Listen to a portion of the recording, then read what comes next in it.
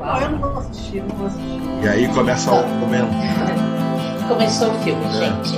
Esse é o filme que vai passar, que está passando para audiência.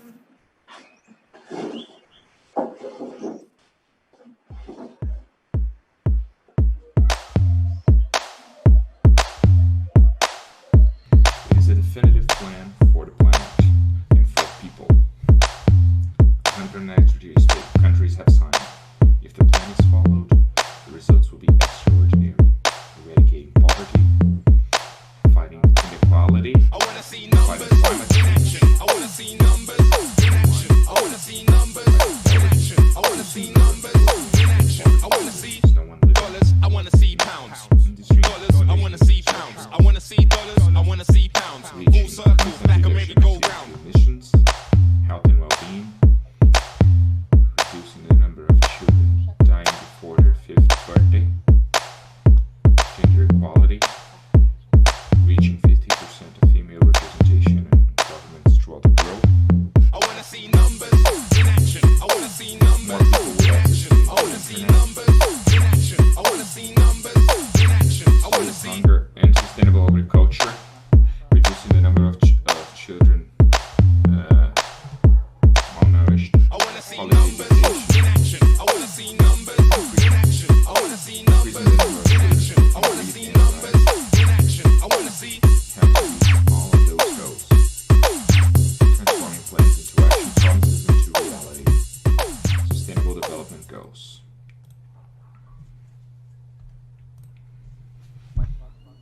We need to do more to reach all these people. In 2015, 192 countries committed to reaching the goals.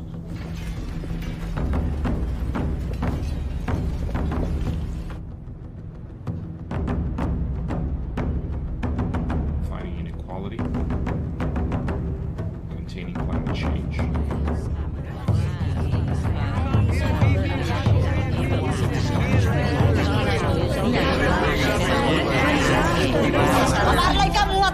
My children are dying. I was refugee in Pakistan, I was refugee in Iran, I was refugee in Dubai, and now I'm a refugee in France. Every day, over 30,000 people are forced to abandon. Les gens, quand tu es handicapé, ils n'essaient même pas de voir ce que tu es capable de faire, mais ils te jugent à travers ton handicap. Haberme vendido no fue una buena idea. 150 million children are victims of child labor throughout the world. ធ្វើបែបនេះពួកខ្ញុំគឺជាសត្វឬក៏ជាមនុស្ស यहाँ की लड़कियां कुछ नहीं कर सकती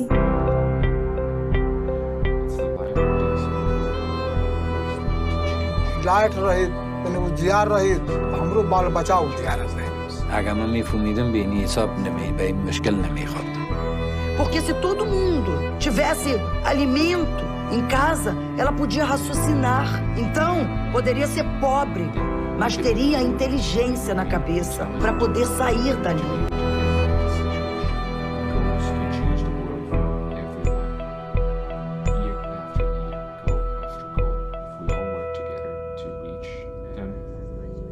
Parce que na mukil mutu azwana mission na onzamba tindelai.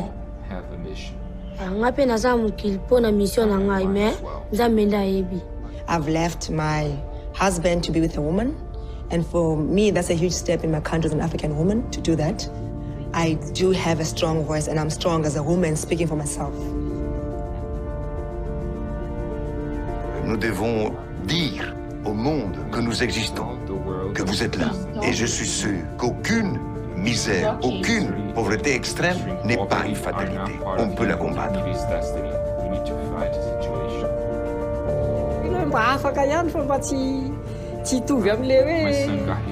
toerana nisy atsony zany fa mba lasa ambonimbony kokoa zany izy dia tamintsony reny dia famihina teo zany any an-teniana. Nós três vamos falando com eles, tá? Anyone behind. Pode ser eu. All goals must be reached for everyone. The promise to not leave anyone behind. Everyone must have a fair opportunity. reach those who are further behind, and all people will be included.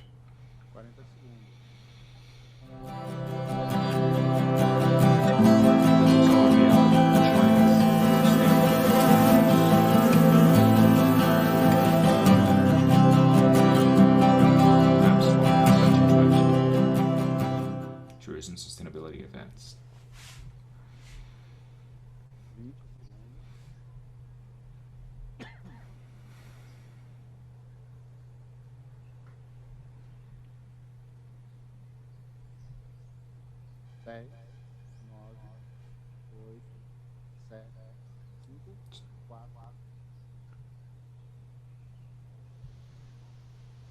Bom dia. É um Good grande morning. prazer ter todos vocês It aqui is a great conosco pleasure hoje. to have Uma all of you grande joining emoção, us na here this morning. realidade, It's porque quite hoje exciting, é o really, fruto because de um this trabalho is the e fruit de um of the ideal work, of the que não só ideals eu, não só a equipe that da MEPS, do mas not only todos come que from estão me aqui and from the conosco MAPS hoje team, but compartilham. shared by É uma everyone grande who's honra. here with us today. It's a great honor to be here. I'd like to start by thanking you all for being here, particularly today, the presence of Mariana Grossi and Sérgio Besserman, who will join us for the opening panel and will tell you something about tourism and sustainability and economic feasibility. I have prepared here a few brief things I'd like to share with you so we can be in sync. You've just watched a video talking about the Sustainable Development Goals. They were proposed by the UN.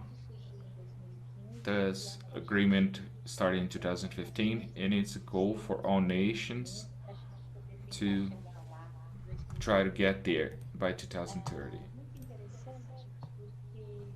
It is quite interesting because people who participated in the launch of MAPS or who have been following our work can remember that MAPS was founded in November 28 as a company, and from that moment on, from the opening speech, I said at the time in November last year, on the opening speech, we showed a video from the year's project discussing the testimonial and showing the work of 11,000 scientists throughout the world who were showing that we were in a very serious situation in terms of climate issues and in relation to our planet as a whole. This was on November 28 last year, 10 months ago. When I showed that video, that movie, as we were launching MAPS, we already had an idea of how will we show this, how we would launch this. Something that is so heavy, so negative, saying that we are in a very serious situation when it comes to climate issues. I showed the videos in the middle of my speech so as to not have such a negative impact, but sadly it seems like things were moving to not so positive outcome. Before we only had the issues of climate change to tell us that our relationship as human beings, as inhabitants of the planet, was not going so well. The climate issue was showing, it was a signal that was the tip of the iceberg of all of our actions.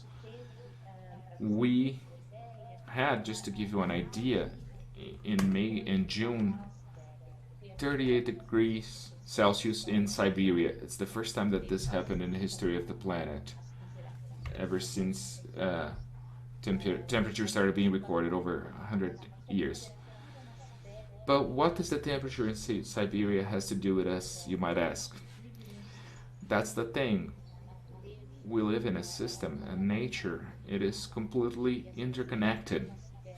And the temperature in Siberia, for example, leads to the melting of ice layers that had never melted before, leading to the evaporation of a layer called permafrost, which interferes directly in the global warming effects. So it is all related to us, because once we have an increase in warming and we do not reach the goals that should be trying to meet, we have the melting of ice, we have an increase in the sea levels, and a series of environmental disasters that we are already familiar with that affect us directly. So the temperature in Siberia is directly related to us. We are already victims of the consequence, because we can start doing things to change that. Before, we only had the climate issues as the thermometer to tell us how our relationship with the planet was out of place, exceeding the demands, demanding more from the planet than it should. Sadly, 3 months after MAPS was launched in November, it had already shown this movie. Then we had COVID. It's a major tragedy. It's an unprecedented tragedy in our society, in our contemporary world. Thousands and thousands of people dying, and as everybody has been seeing, and the life we're leading now seems like a Black Mirror life, where we don't know how things are going to end, how things are going to go. So it is important to know that we also have COVID to tell us that maybe we need to change the way we inhabit the planet, the way we relate to all living creatures in the planet, because we are a part of this. There's an important point of view there, because the human being tends to be ethnocentric, to think that we are in the center of everything. And right now, maybe with COVID, we can reflect exactly what is our place in this history. We are just another piece in this mechanism. We are not the main part. The world was not created for us. We were born to be a part of the planet. As Galileo Galilei in the 1600s had to speak and was considered a heretic at the time, the sun was not rotating around the earth, but the other way around. We also need to realize right now that the earth is not here to serve us, but we are a part of the earth. We need to help nature as a whole, because we are a part of it. And then we have the issue. How is tourism related to all of this? What is our role as tourism workers? How can we contribute not only to be able to control this insane rhythm to depredation, deterioration and destruction of the planet, but how can we rethink our position? In this sense, I'd say that it's a unique opportunity we have ahead of us. Our tourism and event industry has never been hit as a crisis by this. The crisis we're facing today is unprecedented in the history of our industry, and all of you know, because we're living together, this full shutdown of tourism and events. Our proposal with this forum is to, and we've been working on for all this time, is what I've been thinking on since we've launched MAPS. And in reality, we just changed the format of the forum. It would be in person, and now it's online, which brings us lots of opportunities, because we could bring people from throughout the world. So the idea is to propose to each and every one of us reflections to reflect more and to understand first and foremost what is happening in the world, what is our role in it, what is our participation in all these events that have been happening, and how can we interfere in a positive way. So today we have here with us Mariana Grossi. She is an entrepreneur. She is the president of CEBS. She will present it to the Brazil's Vice President Mourão, an open letter for 38 business people from several sectors demanding a different operation from the government in face of environmental policies as a whole. Whenever we discuss environmental policies, I think it's important to make this clear. We're not talking about recycling plastics and planting trees and so on. When we're talking about environmental issues, we have to have in mind the whole scope of the SDGs. That's why we've shown you the movie at the start. So if you are not familiar, you could become familiar with it. But it is important to have in mind that whenever we talk about sustainable development, we're not talking only about ecology regarding the planet, plants and animals. When we talk about sustainability, we have to think about this wide scope. It's very interesting because when the UN proposed, they start with number one, it's zero hunger, education for everyone, so we can understand the width and breadth of the actions of and impacts that we have in all of these areas. Tourism is a tool. It's an essential tool. It's crucial. It's very important, and it's very easy for us to change the way we relate to the planet. I'm someone who sells projects, operation areas, and we know how tourism is closely connected to all destinations where we go to, where we visit, with our passengers, with our guests, with our clients, so that when we have this operation set up, we can start to think about changing the way we operate and stop leading to a negative impact and using tourism as a tool to regenerate, to have a positive impact in the planet. We have all conditions to do that.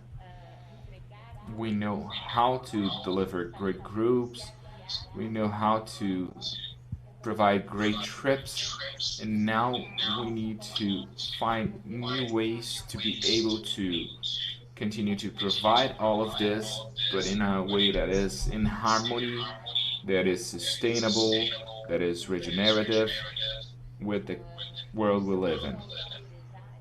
These are not only the employees in Brazil represented by the CBDS and by Mariana that need to speak out when it comes to caring for our planet and with sustainable development. Tourism also has to do its role. Brazil is also quite relevant. We have the Amazon, we have Pantanal, we have the Cerrado, we have the tropical forest, with the rainforest. Brazil has the largest biodiversity in the world, and we are people who are relevant, each and every one of us, in Brazilian tourism. We cannot sit and wait for this to be done by anyone else other than us.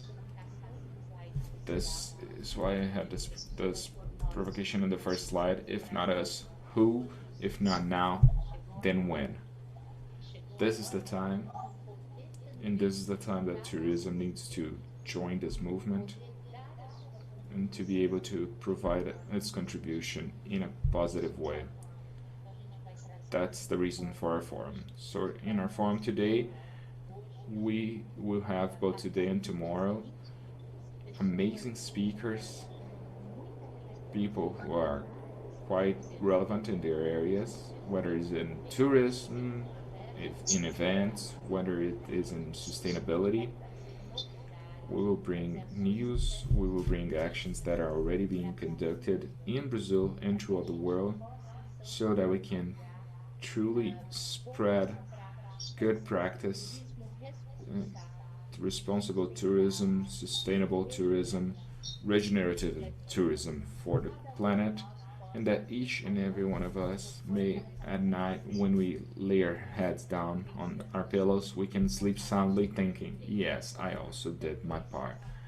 So this is my request, and this is the goal of the forum for the next 2 days. It's quite interesting because when we began organizing the forum based on this idea, we were talking to the speakers. And as we agreed to have them, we realized how many important and relevant people really joined the cause of the forum. Everybody that is in the forum today and tomorrow, they're not getting any compensation. So we had virtually, celebrities in their areas.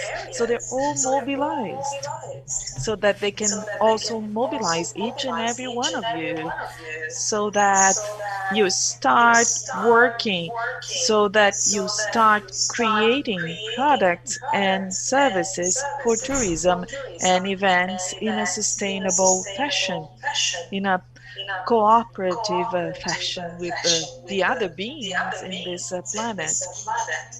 So in this first panel today, we'll precisely talk about the economic feasibility of sustainability. No wonder we chose the concept for the opening theme.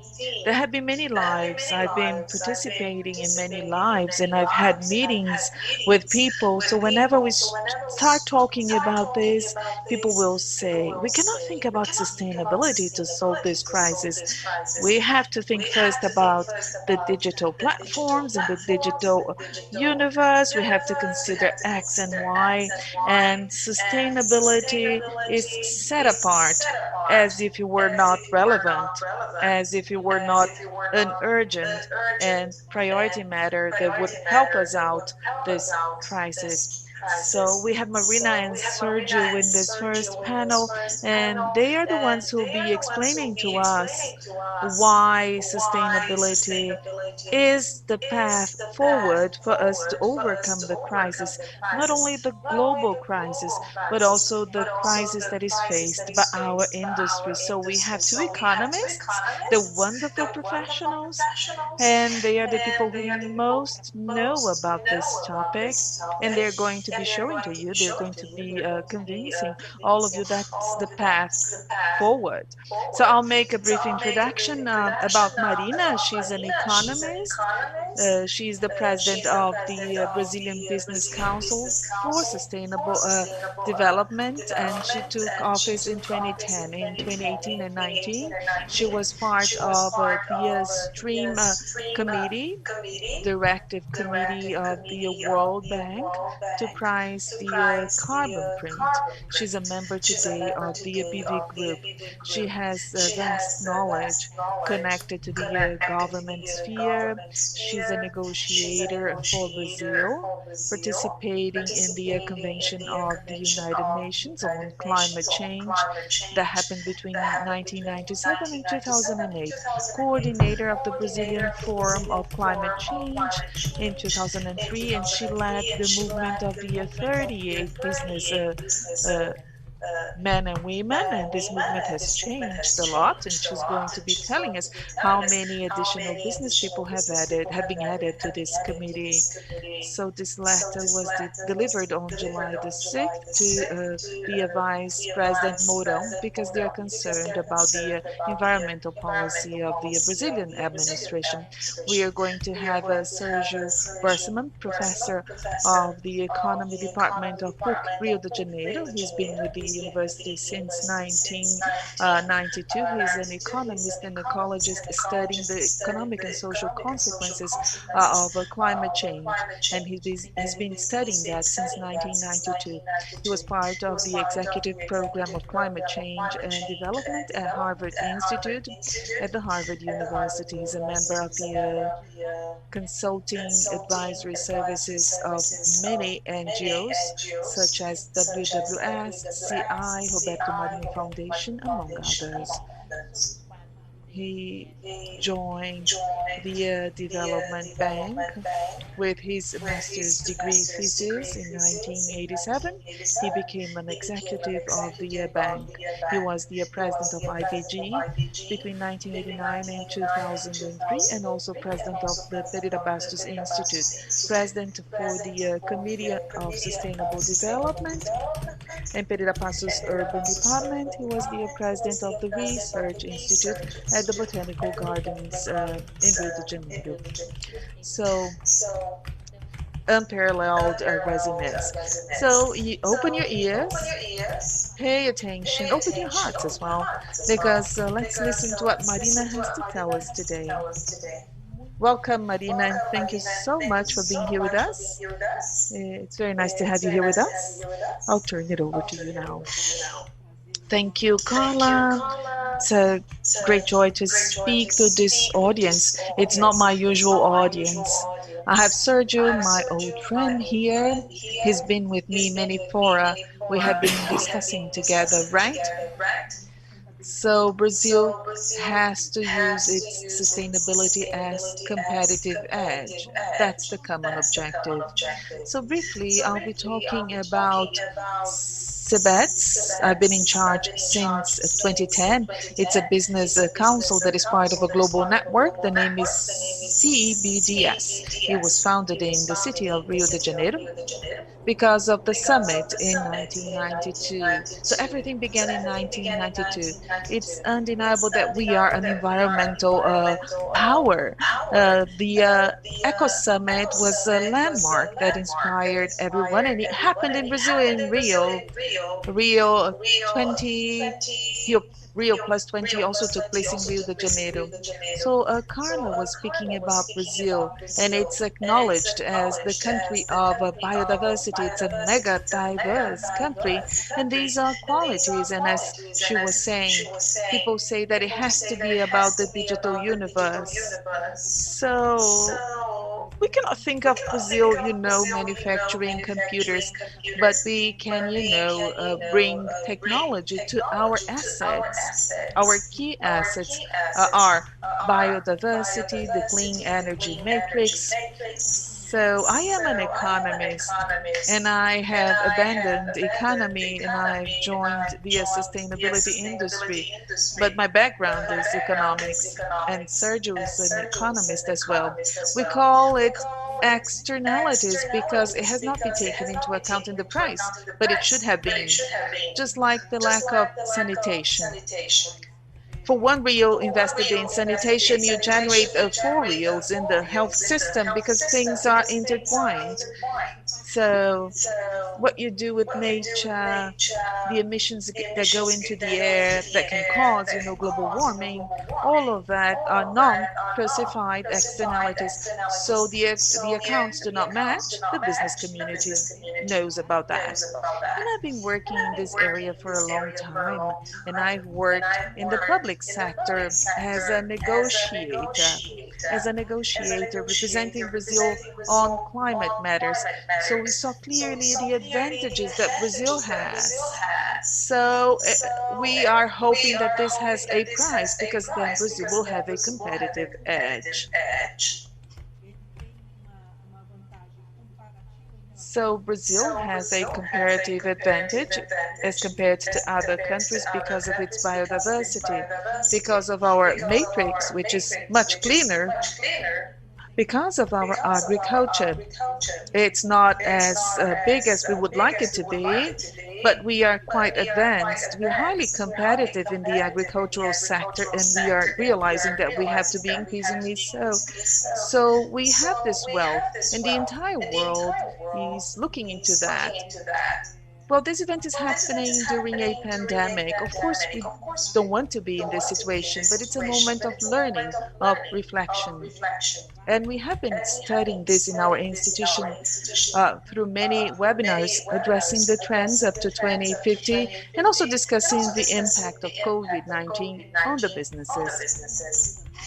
It's not that we are creating something new, but this has been accelerating the changes. It's not only about the home office. We have been accelerating many of the changes. It's an unprecedented crisis, of course, and there are some solutions that are unanimous to everyone. Look at what Europe is doing and other places of the world are doing about their recovery because the pandemic has affected us all. So it really showed the inequalities in Brazil in our issues, but all countries around the world have been affected one way or another. So the pandemic makes clear the interconnection between the systems. So we saw the video about the Sustainable Development Goals. So this notion that our problems are complex, but they are intertwined, this is highly relevant, right? So when we question why our business community, and we have the CEOs of many companies, we have virtually 70 CEOs that get together in the board just with the CEOs and they discuss. And from the fires that we had last year, we need to focus on what Brazil is doing because our environmental laws, they're quite strict. In the Amazon, we aim at 80% preservation rate, but that's an economic differential that we have here. And we have to match preservation with production, and this should be included in the pricing. So the business community is looking forward, analyzing the value of pricing carbon print, valuing biodiversity. So that's on the agenda.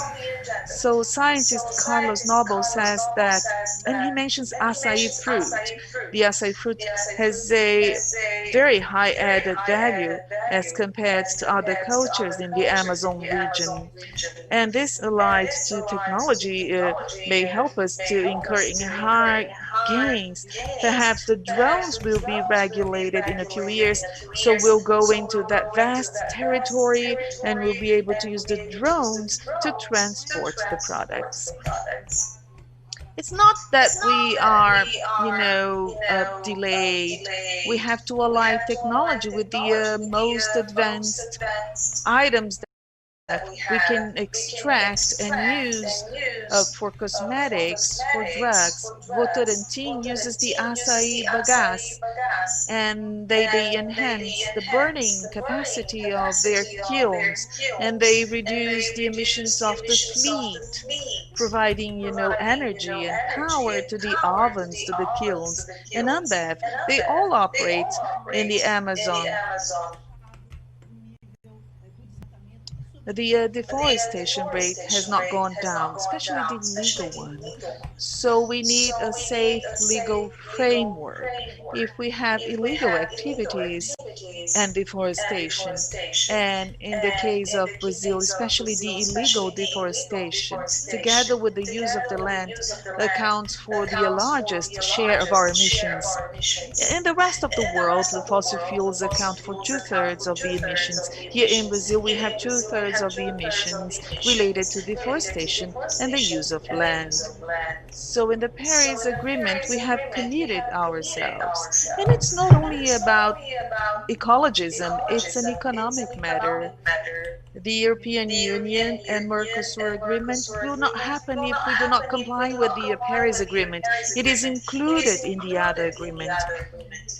And that's the new economy that is being designed around the world. It has to do with a higher energy efficiency, the intelligent use of resources, circular economy, lower emissions, and more inclusion. So I saw the program yesterday with Carla. We are going to cover the emissions from the aircraft up to the waste that is generated by the hotels and the trips themselves. So the guests in Brazil, the tourists in Brazil, And Brazil does not explore quite well the tourism. We have issues in doing that. Thinking about the sustainable tourism sector, we have very few cases. So it's a great joy to be here with you. I'm talking about traditional tourism, not the peripheral tourism. It's important to have this incorporated in its planning. It's a competitive edge, and then we'll sell better to the rest of the world because we'll be in tune with the major trends. That's the path of the major trends. We at CEBOS, we get foreign resources. For example, 3-4 years ago, there was this specific project at CEBOS. I think it was the World Bank, I'm not sure, but they said the travels, they have to be offset in terms of emissions, and I could not reach out to any airline in Brazil that could do the offsetting at the time. So these are issues that are demanded by the consumers. So the consumer, when he or she goes to a hotel in the Amazon, they want to know what they're doing with their waste. Are you employing people that live here in the community? We have 2 small hotels in Brazil that are enrolled in the B system, but that's a differential that Brazil can sell, that is employing the local community, reducing the emissions, performing a good management of the waste and the water that is used. All of that allows us to stand to gain, and the consumers like it. Let me add something. There was a key reason in the letter that has accelerated the entire process. It was the issue related to the investors. There are many lives that we are holding, and you have been participating during the pandemic. We cannot have presence-based events, you know. So you hear the word ask in English. It means social, environmental, and governance criteria. So these are 3 letters, ESG, taking into account environment, social, and governance as well, have been guiding the investments. And the investors are the ones that are pushing the companies, which in turn are pushed by the consumers. And Larry, thinking in January, even before the pandemic, it was quite symbolic. Well, there was this pandemic going on, but no one realized it. So he said it in Davos in January, that the 5 key issues for the businesses were related to the environment. Therefore, a BlackRock investment portfolio, which is the largest manager of resources of funds in the world, so they would be demanding climate change accountability. So 2 months ago, as a result of that, BlackRock holds 25% of its portfolio with an independent management, but they are shareholders of many other initiatives, and they have the power within the boards to guide investments. And early in the year, they informed everyone, they informed all of their shareholders that they should pay attention to the climate issues. So they told 56 of their businesses that the funds were going to be removed because these companies were not clearly addressing the climate issues, and that's the path forward. And they were not willing to invest money wherever the ESG words are not addressed. So it's an impressive, boost for investments. So we have 3 banks in this effort, 3 major banks, and now 5 investment funds. In addition to Bradesco, Itaú, and Santander, they're large banks. We have other investors that have come to us. So the national investors said, we want to take part of it. So we have FAMI and other investors participating. So it's clear, we have this guideline. We must look into the environmental issues. We have to take into account the social matters. So we have the framework for that are the Sustainable Development Goals. Without that, there is no investment. The future is related to that. We should not go back to what we were before. That's not resilient economy. There's no GDP in the world that is able to invest funds. There are many countries investing funds to solve the issue of the pandemic, be it, using social benefits or other methods. So we cannot protect ourselves against other pandemics if we don't change the way we produce and the way we consume. So Carlos Nobre says that there are 30,000 possibilities of other coronaviruses in the Amazon. Luckily, nothing happened in the Amazon. It would be even more harmful to the country if that happened. But we need to comply with this now. We need to preserve and produce. And that's a key differential for the investors, for the businesses, and undoubtedly for the tourism industry. And let me mention two companies without further ado. Two companies that early in the pandemic, they questioned, how can we touch the social side of it? Because we cannot reach out to the edges. So Itaú Foundation had to create a specific organization to reach out to the population that they wanted to benefit, because there is a whole layer of invisibles in the country. And climate change affects us all. It doesn't, sieve the rich from the poor. It's in the air. It affects everyone, right?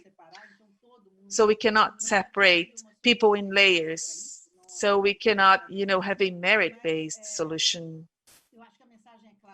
And I think it's a key message that we have to be more sustainable. We have to create a resilient economy, or we are not going to be prepared for the future.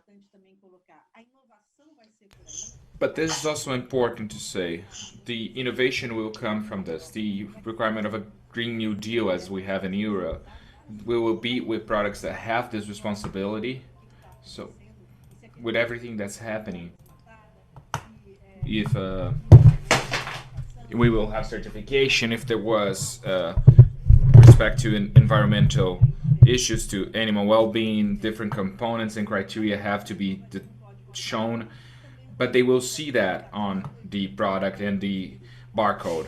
And they can see if they are reducing their footprint, the hotel they're staying at, the transportation method, every moment.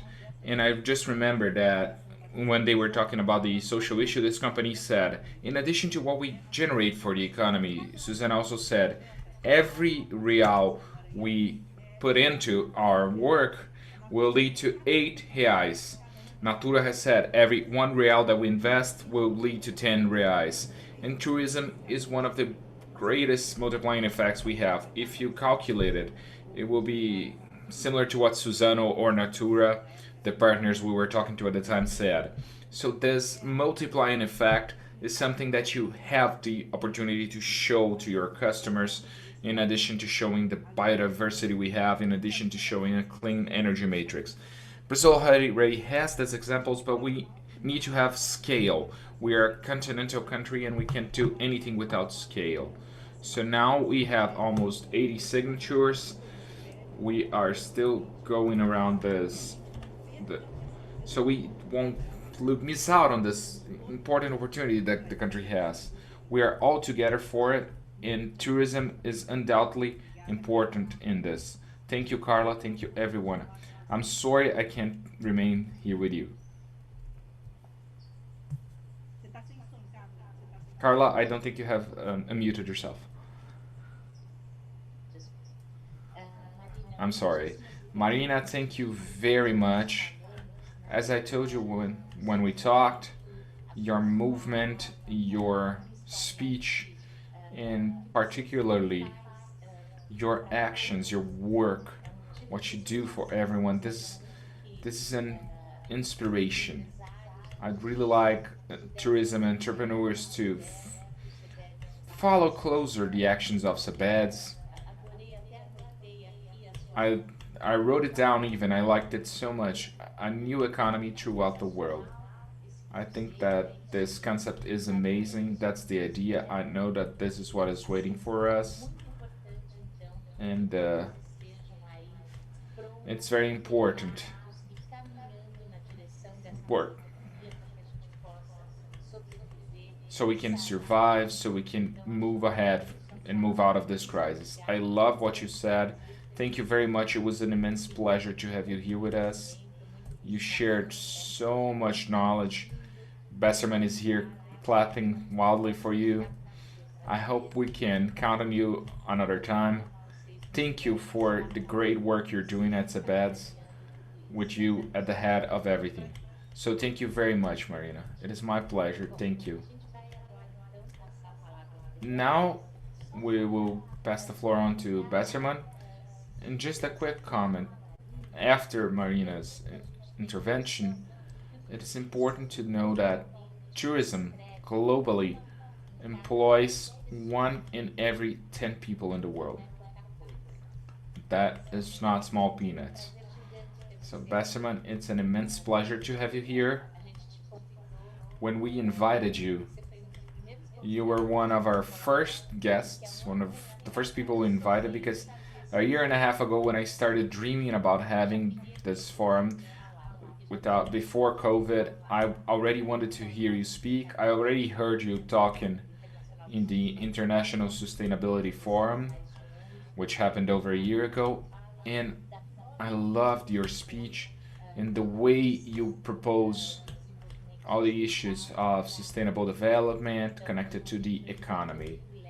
So today we will have the privilege of sharing your speech with all participants so that you can also inspire them just as you inspired me over a year and a half ago. It's an immense pleasure. Thank you very much. Good morning, Carla. I don't know if Mariana is still with us, so thank you and good morning, everyone. A lot of what I would have to say was already said by Mariana. So let's go via a different route.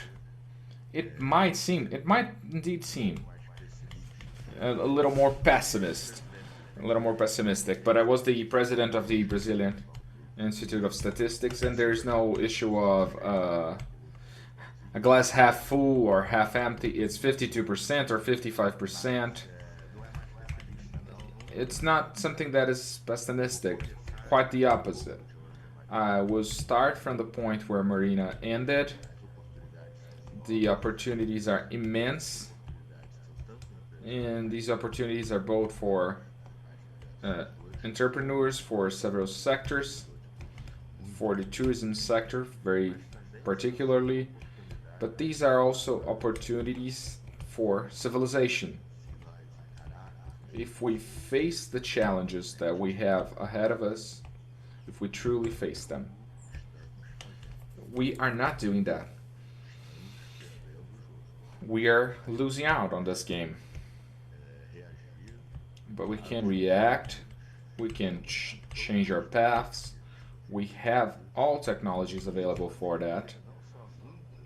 And this would not only open up several opportunities, but almost certainly we would also be building a set of social relations and a cultural expression that is so expressive that I could only compare it to the Renaissance.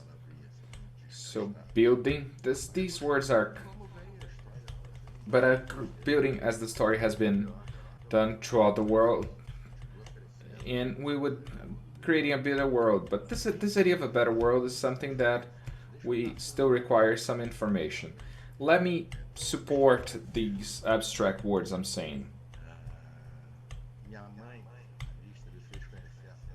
My mother, a psychoanalyst, she has already passed, but she introduced me to a French intellectual, André Green, who said a wonderful phrase that summarizes all the history of science, of Illuminism, and Francis Bacon has designed it as well, but not in a simple phrase as this. The response is the unhappiness of the question. Answers are very clear. We go and do that. Questions are different. They transform, they instigate, they create anxiety. They may create distress. Should I get married or not? Should I take this job or should I travel? Should I take my company to this direction or to that other direction. These are the roads, these are the paths that transform us. So let's start with a question. Why are we talking so much about sustainable development lately? Which started in Rio 20 plus, the work that led us to the Sustainable Development Goals, and all of these set of movements that are happening that Marina has just described. What is going on? All of a sudden, have we developed more love for nature, greater love? And when I say we, as mean humans, civilization, there's a side of that. There's no question. But if it were only that, it wouldn't go quite that far, because I firmly believe that each human being is a free environment, a free entity, and you can love whatever you want. Carla, me, and I'm sure all of us here, we all love nature. But there's other people who love other things, and this is quite legitimate. Everyone is free to love whatever they want. Is this a perception that we need to save nature because it is under a threat? So we have to take on responsibility. I joke about this in public schools. It's kind of a mean joke with teachers and the kids. They're heroes, truly. But it's a bit of a mean joke. I ask, who here thinks that we are degrading nature and should take on ethical responsibilities and save the planet? So everybody says, yes, I do. And I say, I think this is not really smart. And then everybody gets quiet and the conversation starts and it's great. But why is it not good to say that? This is an analysis that removes one of the dimensions. Nature's time works one way and human beings work in a different way. Let's say that these times are drastically different. We live 80 years. Jesus was here 2,000 years ago. Civilization started 7,000 years ago. The first Homo sapiens, who could discuss everything, has been here for 300,000 years. Life in the planet has 300 billion, over 300 billion years. Just the multi-cell life has been here for 560 million years. If we put that in a 24-hour clock, it means that humans have only been here, pluricellular life has been here on the last few seconds. Very few seconds before it got here, 23 hours and 59 minutes before it got here, the planet has gone through to issues that are immeasurably greater than anything that humanity can dream about doing. The forces we're dealing in are completely different. But what does science teaches us? The country can recover in an amount of time that is unthinkable. We can calculate it, but we can't understand it. 5 to 10 million years. Biodiversity resurfaces with even greater biodiversity because the starting points are more generous, but completely different. So the ones who have the issue here, the one who has the issue is not the nature. The nature is, I'm extremely sick for 2 seconds and then it's over. The ones who truly have a problem is the nature of our time, the species that are endangered, the biomes such as the rainforest, and 7 billion people. So, we should harmonize to try and save nature. Nature is not the one with the problem in it. We have the problem. We have the issue. Do we really have an issue, or are we just thinking about future generations? That's the main change that we're trying to internalize. It's no longer a complex science. It's algebra, it's information, And this is very robust. It's a hard science, a lot more robust, a lot safer than anything that any economist has said at any time in history. And but talking about sciences such as physics, chemistry, biochemistry, and so on and so forth. And let's not go deep into this, but now for younger people, this will be the history of their lives as individuals, as citizens, and professionals.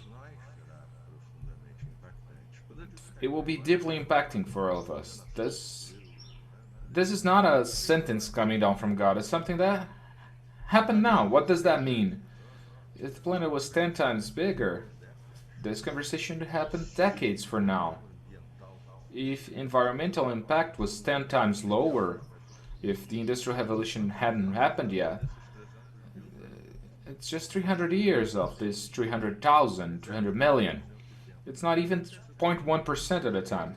If it had happened a little bit later, we wouldn't be having this conversation here.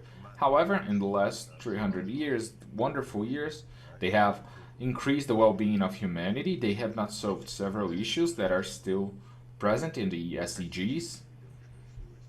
There's no sense in having 1 billion people who that do not have access to drinking water or to safe food, or to have an absurd inequality. There's always going to be inequality, but there's no point in being so unequal. But well-being has improved, life expectancy, child mortality, and so on. Just look at how many people have the wonderful opportunity to travel and to enjoy tourism. But at the same time, we've been using the planet's resources at such a speed that it did not have time to recover and to continue to deliver us climate, soil, biodiversity, good air to breathe, water, and other issues. These are the limits of the planet. These are not limits of the planet. It's the limits of the ability of the planet to regenerate and to continue to deliver it to us. And it happened now. And for the first time in the history of mankind, the agenda is not in our hands. We can consider that foreign trade is good. Let's have more Doha rounds. That fails. Okay, in 20 years, 15 years, 10 years. Not this time. Because what is warming up the planet is the greenhouse gas in the atmosphere. And it's not the flow, it's the stock. There's no way to say ahead, oh, I will have no more emission of greenhouse gases.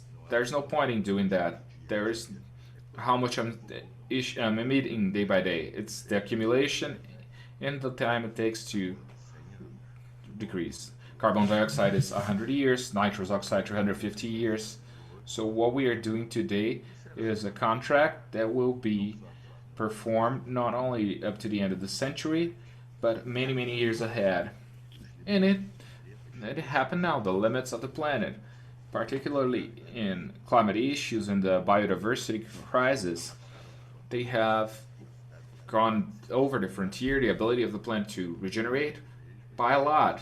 And I'll repeat, this is robust, hard science with fine-tuning. The spending has dropped in the financial system, and even if it took a while, but it did drop in 2019, even before the pandemic. Almost panic. Insurance companies were already following it a lot closer. At first they thought that reinsurance would not have an issue many, many years ago. They soon noticed that they have a much larger issue. And now the entire financial system has realized that we are so far behind in facing these issues, particularly when it comes facing the climate crisis, that in the case of climate crisis, there's no longer a phasing out, there's no longer a soft landing. Assets may completely lose their value overnight. And the further we delay truly facing these actions, the climate change, things that are truly not happening yet, we're doing a lot. A lot of companies. Marina has discussed a lot of companies in CEBOS. It has been part of my life, but this is very marginal compared to how things are going, and things are not going well, not well at all. And the time is now. There's no way, so there's no longer a soft landing. I'd say that if there's a true ambition to remain within 2 Celsius degrees by the end of the century, which is the limit of the danger, 2 Celsius degrees is not a good idea, not even in 1.5, and it's not possible anymore. We will fight for it, but it's not possible. But in my opinion, that's my opinion and my alone, but I'm not a pioneer. I learned from other people, but it's impossible to do 2 Celsius degrees. Even if we did, it is by far the most important topic in the economic agenda, such as in the Davos Forum, since the early 2000s, in the economic agenda, in the social agenda, because we're talking about 100 millions of people who will be impacted, particularly those who are poorer, in the cultural agenda, because only culture has enough speed to produce these transformations. We can say the same about the biodiversity crisis, but the climate crisis is more urgent for technical reasons I will not go into. We have 10, 20, 30 years at most to avoid the worst scenarios in global warming. And it's deeper because everything is fossil, so we have a lot of changes to make, not only energy, everything, how cities are organized, work, tourism, and so on and so forth.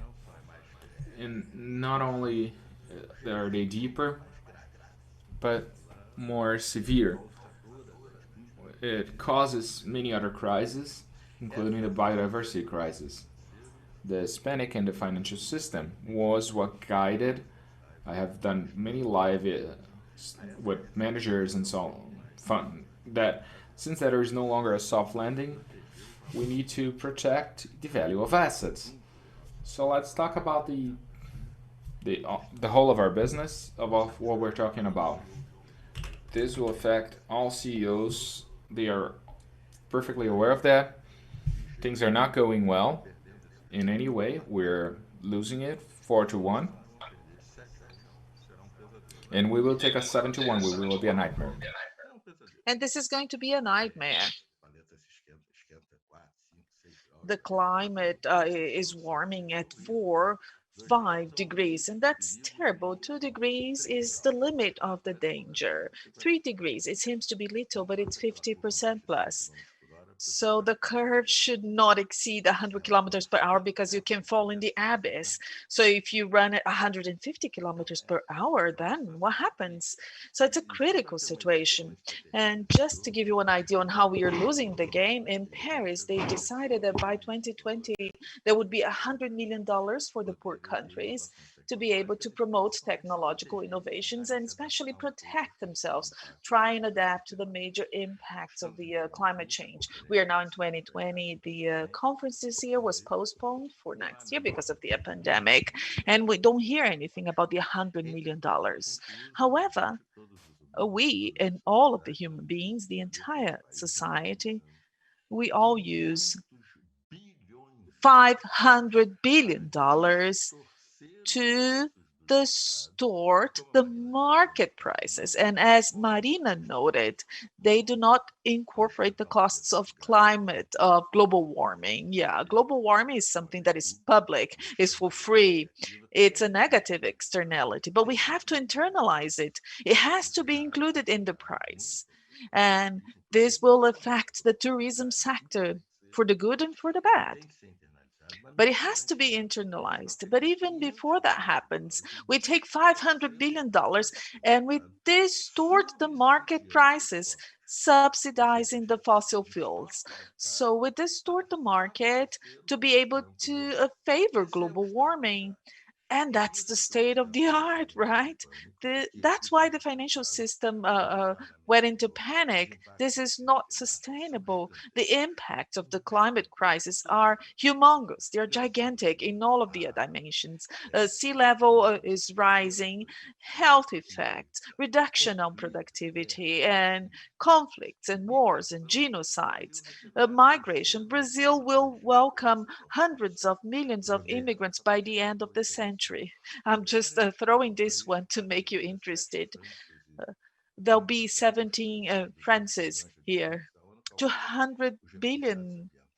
The environmental refugees, it's not only the 5 million that we have today that promote this gigantic migration crisis.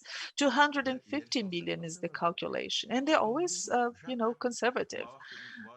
So the climate expert, he said something that is predictable.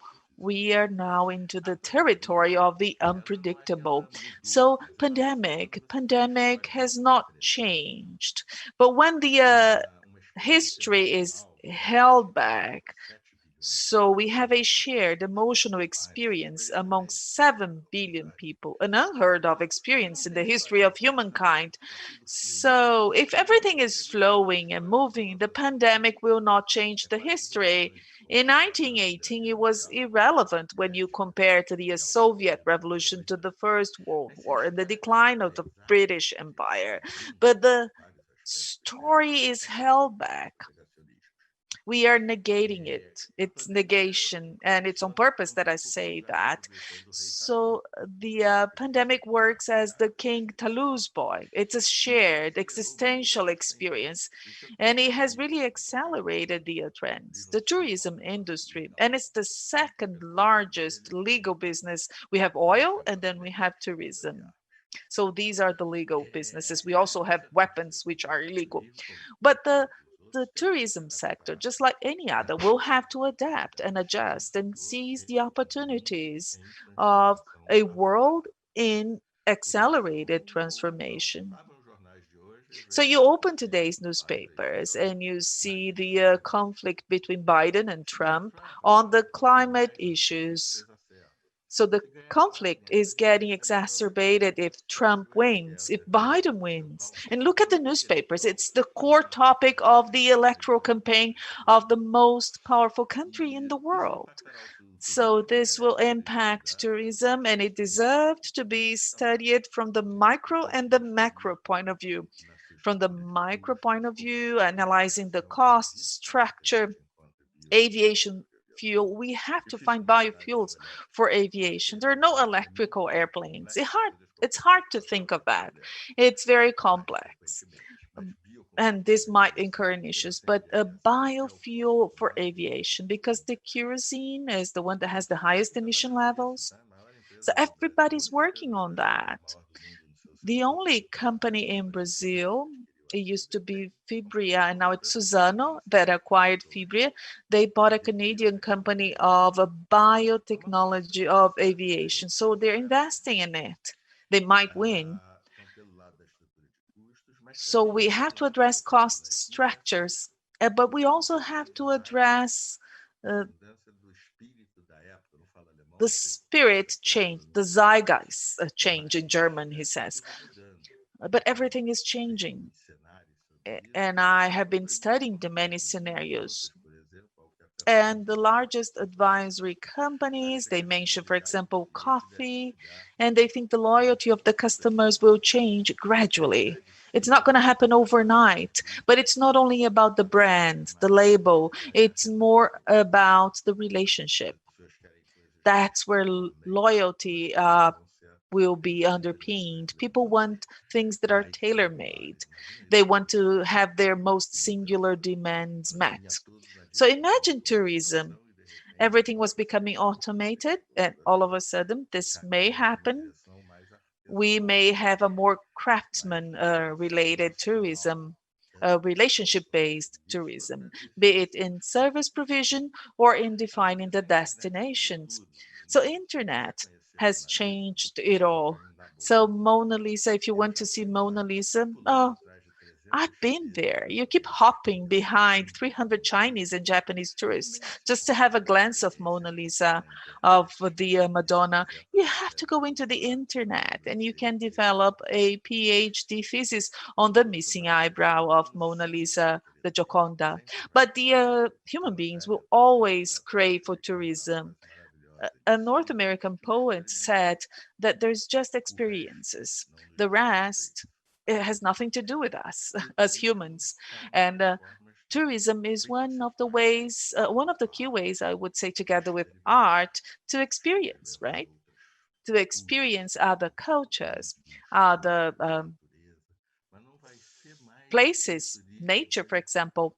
But it's not the tourism that we used to have. And you know this better than I do. And I'm going to close with this sentence. The trends that Marina and I and Carla have addressed here, these trends, they're not fashion trends. They're not fads of the moment. These are the first steps of a long road. The core agenda of the 21st century is about sustainable development. We are in a car driving against the wall at 200 kilometers per hour. If we keep on having the current model, we are going to crash and many people will die.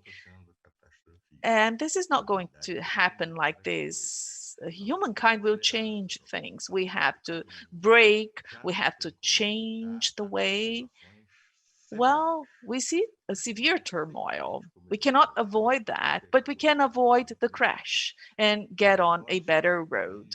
So the tourism sector, the tourism business needs this background to develop. And I thank you for the opportunity. Congratulations, Carla and the other members of the team on organizing this seminar on tourism that is facing right up the key issues of civilization for the next decades. Thank you. Sensational. Thank you, she says. I am getting here the many remarks through WhatsApp, the remarks from the people who are deeply inspired with the information that you have been providing to us and the broadness that you addressed this theme with. So we do have a few minutes before we close this panel. And we have a question that I think is quite interesting to address from Leonardo Coelho. So he's asking, is there any national integrated plan to make Brazil the key and the largest sustainable tourism destination in the planet, a project that will attract, potentialize, and develop wealthy minds for our country, or rich minds for our country? I may answer this one, she says, and then you help me, okay, guys? Well, there's no such plan. I think that we are all, tracking, we are all following up on the environmental policies of our current administration, of our country. So within Brazil, unfortunately, there is no such plan. We know that even the environmental policies that are in force out there and the agreements that have been signed, they are being unsigned now and they are in danger. So unfortunately, in Brazil, we have no such plan. We have no such plan from the government. But I think it's high time we as a civil society organized to precisely promote this movement. In my opinion, this movement is in our hands and it really depends on us. We should be able to change the tourism status in Brazil. We do have movements outside Brazil from the civil society as well, and the UN. The UN as an organism that represents the global tourism, the NWTO, has been, promoting sustainable and responsible tourism all around the world. In regards to Brazil, I would like to invite each and every one of you to be engaged in this movement so that we may transform Brazil with its wealth, as Marina said. as Professor Besserman addressed so beautifully. We have to turn this model into a responsible model, a sustainable and responsible model, a model for the entire planet. So we are able to do that. We have all of the conditions fulfilled to do that. And that's our mission today. So Besserman, I would like to hear from you about this topic. What do you think? I have nothing to add in terms of content, but here goes a call for all of you. The Brazilian biodiversity and Brazil in itself has to do with the biodiversity and the transition to low carbon models. Brazil is the only country in the world, according to Sérgio Abrantes, that in a transition to low carbon, our insertion in the global economy becomes more competitive. We are the only country in the world that holds that position. Virtually in all of the sectors, what we see is what you just said.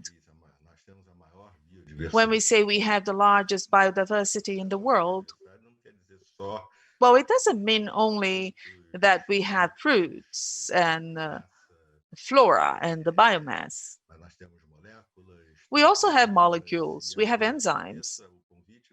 And I appreciate the invitation because of this webinar and because of what I heard from you and because of Leonardo's question, it just occurred to me, most certainly we are the largest landscape, the most diverse landscape in the entire planet. And here goes an urge. I urge you. Carla has used the word mission. So in addition to the sustainable tourism as a business, the Brazilian biodiversity, the biomas in Brazil, they need you. They deeply need you. The only way of preserving those is having the civil society, the public, paying attention and giving due value. Of course, we do have the economic value from the forests, for example, but we also have the intangible value from the citizens that want to protect this biodiversity. So the best way of giving value is getting to know, visiting, because it's hard to give value if you don't know it. You may get to know by books, you may watch TV series, but there is a way of knowing that is unforgettable, right? That is sharing a moment with nature, with that specific landscape, that specific reality. So those who do that will never again fail to be concerned whether it's on fire, whether there is deforestation or not. And most likely this person will never fail to help. Sending money whenever funds are required, just like now, pressuring the governments to adopt public policies to devise this plan that Leonardo was asking about, and Carla answered that there's no such plan. So sustainable tourism, promoting the travel to Brazil as the destination, as the best practices in the tourism industry. Because wherever you go in Brazil, you will find nature and biodiversity, right? So this is one of the key ways. It's quite subjective, but the greatest value lies in what's intangible. So it's one of the key ways of protecting biodiversity and the biomas, especially in the case of the urban preservation areas, because the way that we may protect it is totally different. It has nothing to do with isolation. It's the other way around. We have actually to maximize the visits in a totally sustainable fashion, of course. That is the generation of well-being, the income generation. In the case of Camboatá Forest in Rio, they want to remove it because of the Grand Prix track. So what's more valuable?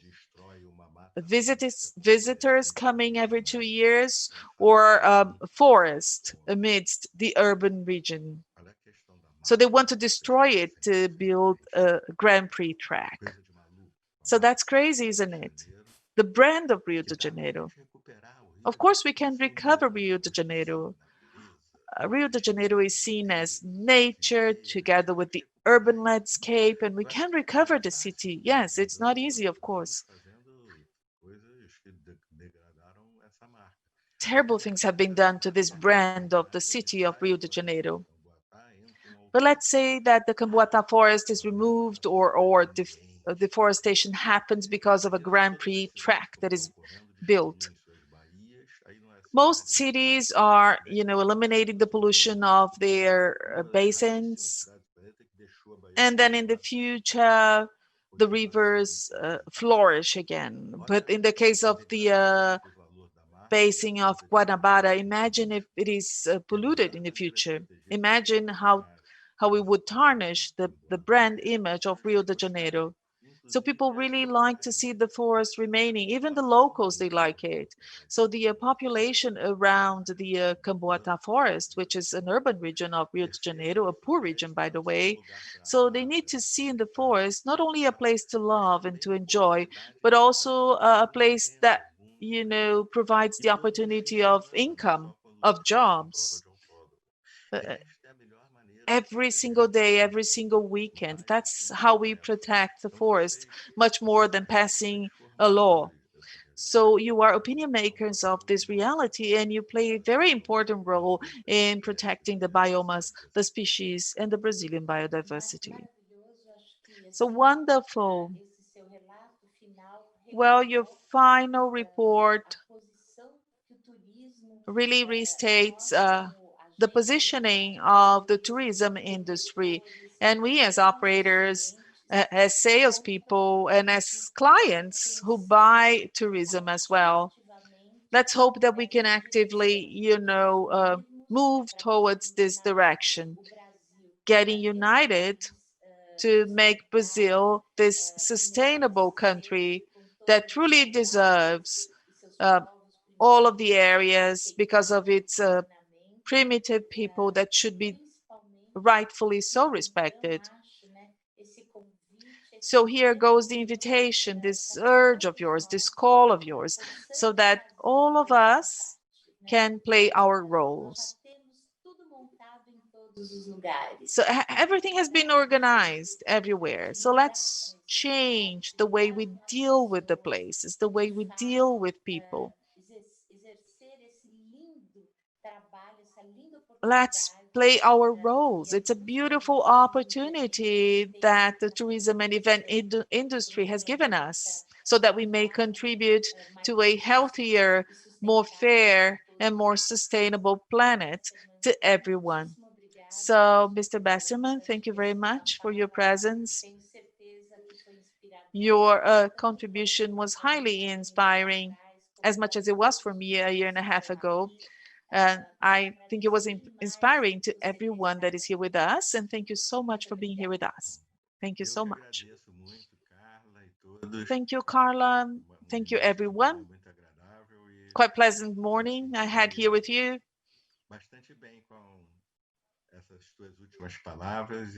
Thank you for your kind words. And the struggle goes on. There are many steps to be taken in this road. Thank you, Besserman. So now continuing.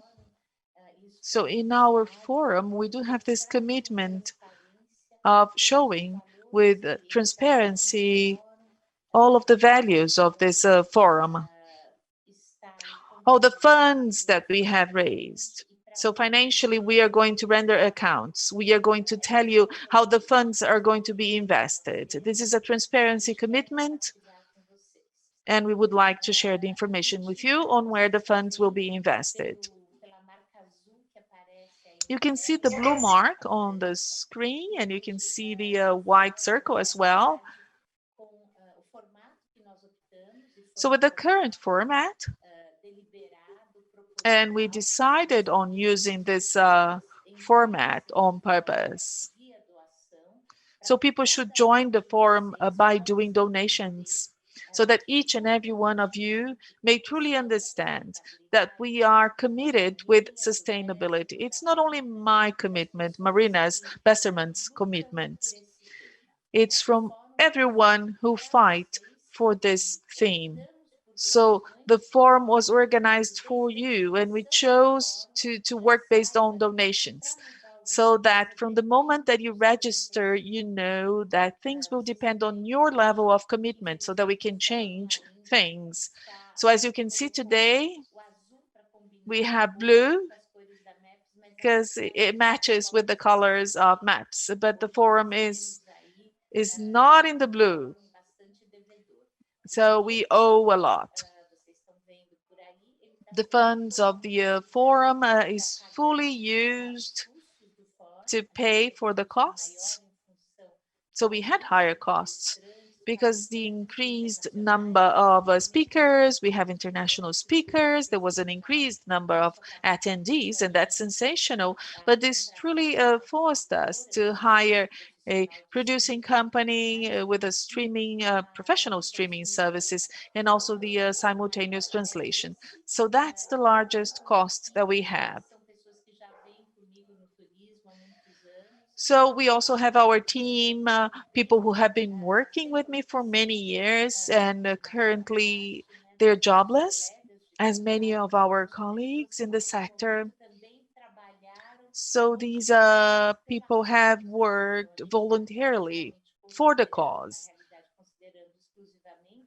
So we are considering these values to cover the expenses. And we are also allocating funds of 10,000 reals, and that's the amount that we want to reach for the Xikrin people. That's a community from Xingu, close to Altamira city, and they are now suffering, as the many other traditional communities. They're suffering a lot because of COVID and because of the illegal invasions.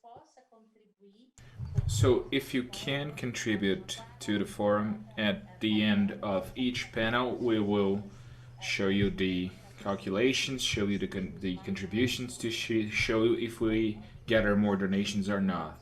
We understand everyone's situation, but then you can see if you can dedicate any additional amounts to the forum or not. We have created an app, and through it you can give your donations to the amount you would like. And at the end of the next panel, we will show you once more if we have gathered more donations or not. If you are interested in seeing the open sheet with all the costs item by item, just ask it for it in the chat and our team will send it to you. This was our first panel.